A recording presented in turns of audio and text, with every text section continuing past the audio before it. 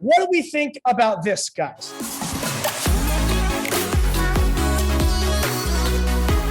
Okay, this item definitely serves a great purpose. I'm just very, very concerned about the saturation here. I'm very, very concerned about the saturation. Any place that really sells Ziplocs, which is every place mostly, will sell something like this, right? And even so, like, it's a great item. It definitely has all these great unique points. So does every other item that has like the vacuum sealer concept as well. Vacuum sealers are around, and this one's hella expensive. Honestly, this is the cost. This is what we should be charging, right? 17 to 29. So I would say for something like this, guys, it's definitely very saturated. Even though, honestly, if it wasn't saturated, this would probably be obviously a massive hit. But because of that, everyone knows about it. Okay, it's been around in brick. This is one of the products that's available in brick and mortar, pretty much globally, and a lot of almost all Publix, ShopRites, grocery shops. Okay, so this is an item that you can look at. Definitely pass this criteria, but this is something that is just not going to go ahead and be marketable. It's just way too saturated. Okay, and margin alone. So this one, if it's as saturated as an item like this being put into specifically like a niche that you already know, like if I were to go ahead and show you guys Ziploc bags, like obviously that's the greatest invention ever, right? It's obviously a winning product, right? But Ziploc bags obviously are saturated. Same thing with this.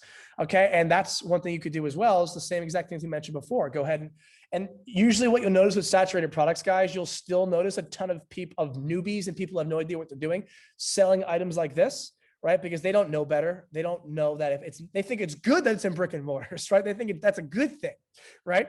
So realize these points, okay? And this would not be something that passes, guys. What about something like this? Bicycle chain locks, okay? But with a light on the back of it.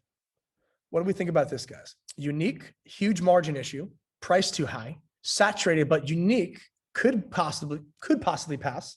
My thoughts exactly. Guys, starting to see you think outside the box and say things like, yes, it's cool, but does a light really make a difference? That shows me that we understand that the result is the biggest point. Okay, great points here, guys. Okay, listen, the product's freaking pricey, okay? I'm not paying $60 for a freaking bike lock, okay, because it has a light on it. I'm not paying that, okay? I want to go ahead and buy one that just cheap, but will hold the damn thing. Okay. That's what I'm looking to do here. Most people, okay, are looking for something just to go ahead and hold the bike. Massive majority of people are looking for something that will just hold the bike for sure. And you could have peace of mind. Okay. This has a light, okay, which is cool, but in reality, it's not really something that is going to be that big of a differentiator toward what the point of the product is. People are not looking for an indicator to show cars that they're in the middle of the road. Okay, people are looking for a bike lock that's going to increase their confidence for a good cost, that their bike's not going to get stolen. Okay, it's a good item, but quite frankly, it's just so random. And most people who have bikes, guys, tell me down below, guys, most people who have bikes, what do they have? What do they buy with the bike? What's the first thing they buy with the bike beside a horn or a dinger? What are they buying with the bike? They're buying a freaking lock, right? They're buying a lock. The first time you make money, where are you putting that money? In the bank, okay? You don't go to the bank, oh, I got $1 million, let me go to the bank now. No, this would be hard to sell on impulse, because only if and guys, I think this point here is going to open up a lot of your minds in terms of like why it could be such a good item elsewhere, but not for what we're doing. This would only do well if every single person that we're selling to is going to buy a bike right now as they're seeing the ad. This would really only do well in a cost per acquisition standpoint, okay, from where we are selling from impulse with no data, if everyone was going to buy the bike the same day as they saw the ad. Then they would go ahead and buy the bike lock. So many people try to sell items that are just never going to be sold alone, okay? This is what you buy with the bike, okay?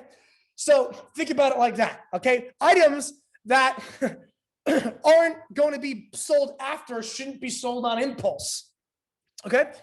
Most people, and also bike locks don't break.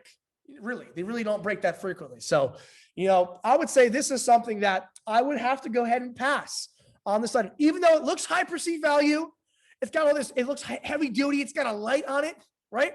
I get it. Don't believe me, I get it. Okay, I get it. But the goal here is not to become safer while driving the bike.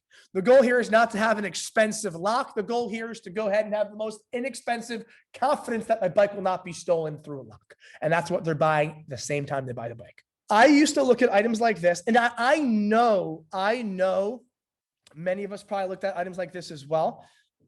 Okay, saying like, oh, like this is like a medical grade item. Like I wouldn't want to sell medical grade items like this. Okay, but when you have an item that just gives off like a reading and it's not actually like penetrating the human body, it's not really that risky. Okay, so a lot of people are oftentimes just kind of like pushed away from like medical types of items, right? Because like it just looks intimidating to them. When in reality, if it's just a reading, it could be very, very helpful. So what are your guys' thoughts on this below? Let me think what your guys' thoughts are on this below for an item like this. Okay, it's a fetal Doppler heartbeat monitor. What we're seeing here, guys, and guys, as we can already tell from just our chat here, notice this. We either had a very strong emotional, yes, I love it, or a very strong emotional, no, I would never, right? And that's something to realize there, because the consumers are the same exact freaking way. And whenever I know when someone makes a quick indication, yes, or quick indication, no, there's a strong pull for a product there. So that alone, and what we just saw go on in our chat, like a complete 50-50, but strong pull away, is what will be happening on the ads as well. You'll get hate in the comments, and you'll get someone who just bought it. Okay? That is something I want you guys to understand. There are different types of people in this world. And you don't need 100% of the market share of everybody. You need a fraction of a percent.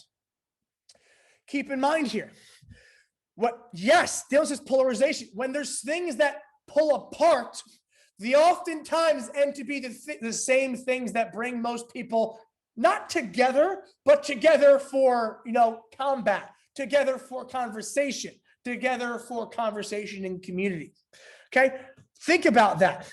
Okay, think about that. That is something that we determine just from the chat alone.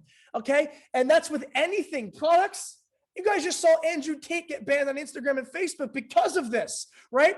So there was action made because of polarization. Polarization breeds action, okay? And, honestly, you could take that for however you want to take it. But at the end of the day, things that pull apart often, bring together. I don't like to say bring together, but like bring closer to have that discussion, right? Things of that nature. Okay. So keep that in mind. What's the determination on this? I like the product, but let me tell you why I don't like it as well. For someone who has liability insurance like myself, I would not really mind marketing an item like this because I pay to have liability insurance. Even though I'll probably never have to use it for a product like this, let me knock on some type of wood here. You don't even really need to have it in the early stages of growth. It's a conversation that you want to have with your lawyer. Okay, for real. Well, let me talk to you about it. Why? For me, I have liability, right? And I like this product. I automatically know how specifically kind of emotional it is. Okay, I would only make sure that this obviously works, it's accurate, and there's no radio waves or anything that's going to radiate toward the mother's stomach or anything of that nature. So I would do heavy, triple verified research before I even took on a product like this. But an item like this, okay, can do very well. High perceived value, massive emotional points, massive logical points, and extremely instant when you're showing it somebody. Someone will instantly want it or instantly not want it. Okay. Now, for all those points, I mean, that's a good question. I would probably start off below $50. I'd be probably at $49.95 with this item. $49.95, assuming the most costly one's going to be like $30. I'd be at $50. I'd be at $49.95, and my goal price would be $79.95. Ladies and gents, if your cost is $20 in these, and you have an item to sell for $80, and you're making that type of margin on every single one, $50, $60 margin, think about how much easier your life is. You could spend $40 on cost per acquisition, which is shit in most cases, and still profit, not even counting your upsells, etc. It's a great, great, great way to get into a market, to get something to be a lot easier. Guys, hear me out here, guys. Read my lips, please. The number one way to make this game easier for anyone who's still testing, okay, and wants to continue and find a winner, okay, for anyone who's still testing, this is not for anyone who already has a winner. This is not for anyone who already is scaling, okay, only for people who are just starting or testing. Find an item that is more expensive that you can sell for a higher margin. And even if it takes you 5 times longer to find those items and it prolongs your product research by 5 times, still do it. That is the most important thing alongside the 2020 rule and actually making it in this game so you can actually propel yourself up. When in down weeks or down months, you're still propelled up. And you'd be surprised the amount of people who just break even on the front end, that everything's on their back end, right? It's just a lot better. You could go ahead and even manage your profit on the front end and back end. You're in a great spot. Find items that are higher perceived. Honestly, this is a good price. This is a good price for this. Key point here as well. We want to verify the safety of this item. Any item that would ever put me in jeopardy, my company's in jeopardy, my people in jeopardy, my team in jeopardy, I will never, ever, ever market. I don't care if it's going to do $1 million a month. I will not market it like that. Okay. I will move on to something else. Okay. That will go ahead and give me similar results, but I don't have to think about those things. This, I don't see it being that over the top, but you always want to go ahead and do your homework, etc., because it's a personal decision at the end of the day. Okay. But you have to make sure it works. If it doesn't work and it's inaccurate, don't sell. Don't be the guy who gets a product that's a winner. Okay. And it doesn't work. Okay. Be the guy who has integrity in what you sell. Be the woman who's proud of your brand. Okay. And don't be ashamed if it takes you a long time to get there. Okay. Rome wasn't built in a goddamn day. Okay. Neither was your e-commerce business that's making 6-7 figures. Okay. Quite frankly, we're taking what should be done in like 2 to 3 years and congregating it down into like a 6 month to a year period. So realize that yes, time is of the essence, but you have to make sure you're using it effectively, because the more time and effort you spend taking your time and doing things right, the better result you'll always get in the back end. So research is not a negative that's taking your time away. Okay. So do research into products like this. I don't ever want to tell you a product is good when a lot of us, whatever, but like, that's the real reasoning that I've seen. And the thing is, like, I obviously haven't talked to every single person in the world, but I've marketed to almost every single freaking niche and market that you could possibly market to, from literally hair oil to gentlemen's subscription boxes when I sold my subscription box company like 6-7 years ago, right? And I want to go ahead and bleed that on to us here, right? And help us understand that sometimes a product that many people won't like is what many people will like, right? And that's what this point of item is meant to go ahead and do. It's to show the polarizing effect. The fact that it has such an instant pull in either direction is the very reason that we market it in the first place. So this is a yes because of those reasons. Only if you do the research and verify that this is healthy for the mother and will have no sonars or radio waves doing anything to go against that movement forward of health.